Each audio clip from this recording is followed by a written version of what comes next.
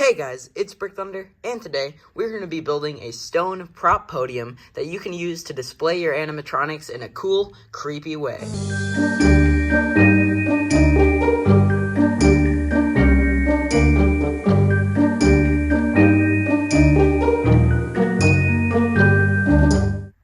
Alright, so this is the general idea of how it's going to look. It's going to be this big stone pillar about 4 feet tall, and it will have a sturdy wooden inside so it can support any animatronic that you choose. I'm going to be building this for Hauntress and Untimely Death. I'm going to be making 2, but in this video I'm going to be showing you guys how to make one. We're going to be going through the carving of all the foam, we're going to be going through the painting, the assembly, and finally the end result at the end of the video. But yeah, let's get straight into it.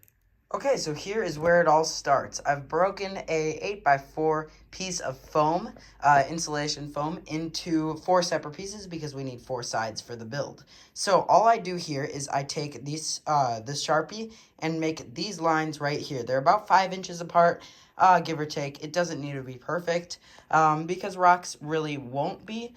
But this is exactly how I did it on the first one, and as long as you keep that about 5-inch mark, they will line up pretty well on the edges. So, yeah, there's not really going to be a noticeable overlap. If you really want to, you can make them perfect, but you can always just go back and carve once it's all put together, just making sure the edges look great. But yeah, here it is. This is how it starts. I've drawn these lines. They can be very squiggly. They can be straight completely to make it just a more modern type look. But yeah, I do like the squiggly since this is for Halloween. But yeah, here it is. Now I'm going to do a little thing to make the crack. So I'm just going to take this. I'm going to shade in the areas that need to be cut just to show you guys. But we're just going to make kind of crack shapes down and in between the bricks. Probably about 3 to bricks per layer. But yeah, we'll do that. I'll do a time lapse here, and then we'll get to cutting. Here we go.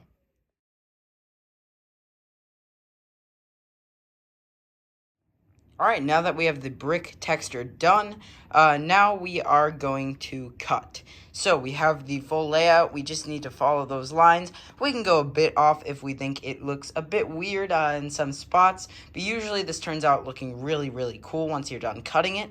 And then once we're done cutting it, we will work on perfecting it, adding some texturing and just filling in any cracks that need to be filled in. But yeah, here we go.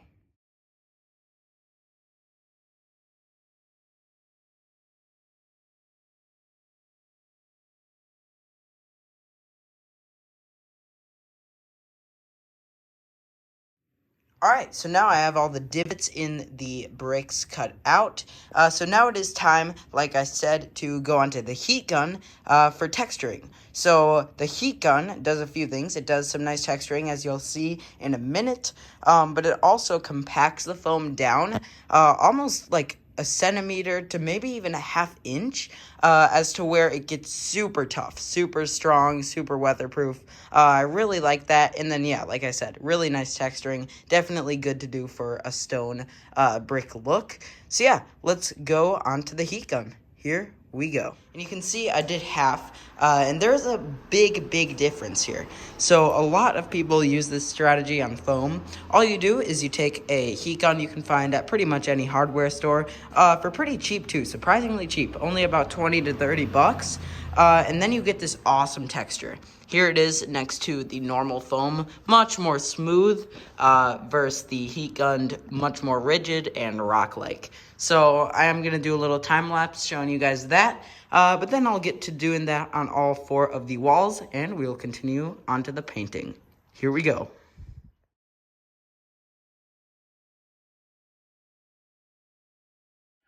Okay, so here is a fully heat gunned piece now, and now you do probably notice these cracks. So these cracks are just the measurement lines that are originally on these foam boards, and when you expose them to heat, they do kind of swell up like this, just kind of become a lot bigger of a problem for a project like this. So all I would recommend is getting some drywall spackle. That's what I'll be using. I will show that as well, just to fill in those cracks. It is really not noticeable once you paint over it.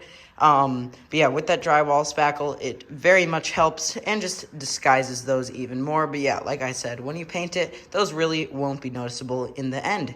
But yeah, let's go on to spackling, and then we will get started on the paint job. Here we go. Alright, so as I have said, we are moving on to the spackling right here before we paint. So, all I'm going to do here is we take this is the kind I'm using right now. I have used others in the past. It actually helps to use lightweight spackling, and it also costs a lot less. For this, I couldn't find any, so I just got this. This also works, although it is a bit heavier weight. So it can cause a bit more problems. Definitely try to get the lighter weight because it comes in bigger amounts for the price. But yeah, this works too. Any kind of drywall spackling works. And then we're just going to fill in all these cracks right here. These are from the last clip where the heat gun kind of just expands those sections. So we're just going to spackle in those so they are invisible when we paint over it. And then we'll go on to the paint job. Here we go.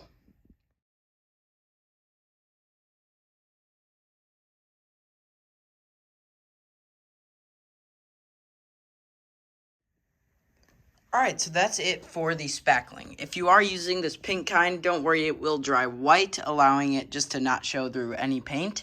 But yeah, here it is. Just make sure to get it as level as possible, and then you can also just come in with your finger and smooth down the edges like that.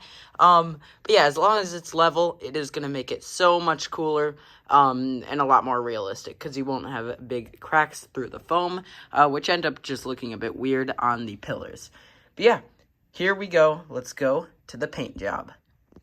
Okay, so there's actually a lot more paint than you may think going into this project.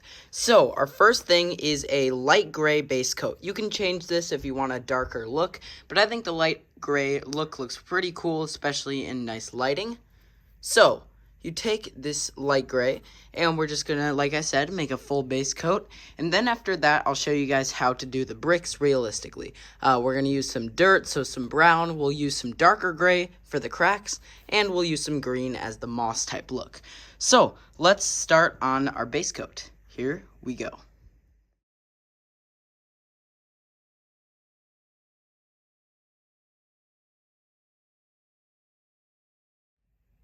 Alright, so you're going to want to do the exact same thing that we just did here on the rest of the three sides, and then we're going to wait for it to dry so we can add our next three colors.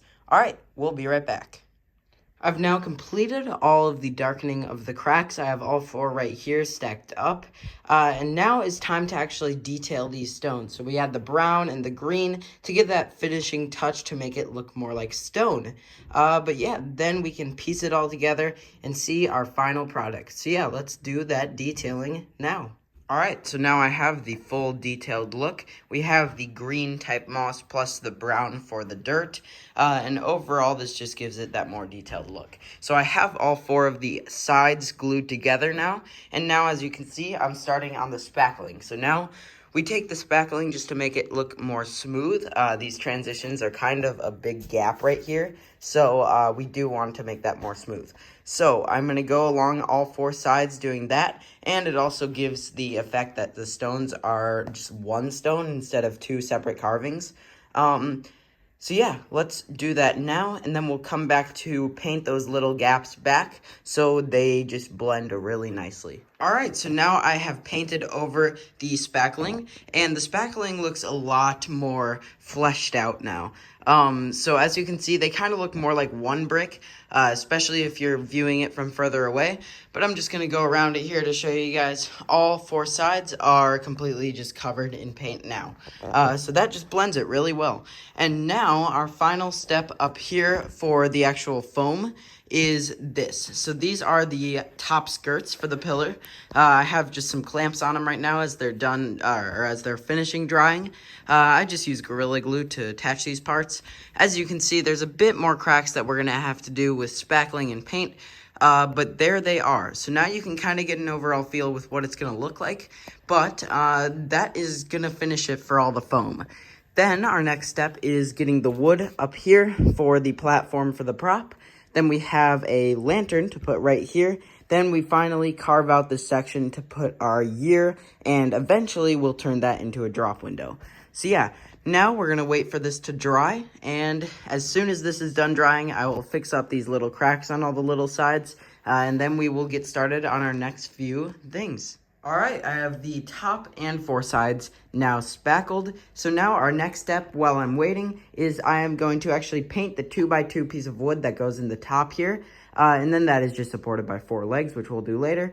But yeah, I'm going to paint that really quick so we can get that assembled while we wait for this to dry. Once this is a bit more dry, it doesn't have to be fully dry, we're going to attach the lantern, and then we'll get started on this part and finish up pretty soon. So yeah, let's get to painting that piece of wood. All right, so now we have the gray wood piece painted here, and we also added the lantern. So the lantern looks awesome. As you can see, it's just screwed in there, and the way we screw that in is not just to the foam. We made sure there's a wood block here to keep it sturdy, and then you can see the wires coming out the bottom. Those wires go to a plug where we can just put any bulb we want in here. I'm going to do an orange kind of just creepy bulb instead of just a white. And then our last step is just painting over these little details, putting this top on so it can support a prop. That's the reason. I don't know if I mentioned this earlier, but you don't want a foam top because you can't drill a prop into it just in case there's wind, and you can with wood, and also it can hold a heavy prop up. Both of the props I'm going to be putting on these pillars are not too heavy, but still it's better to be safe. But yeah, there it is. That is mainly what this thing will look like. Just a few more details to touch up, and then we are ready to go. All right, so I have my final piece here. This is the piece that goes behind it. I just have to carve in the numbers and do the same paint that I showed you guys earlier with the stones. And I'm just gonna put this in, and then we will cut to what the pillar looks like when it is fully finished and put together. Let's go.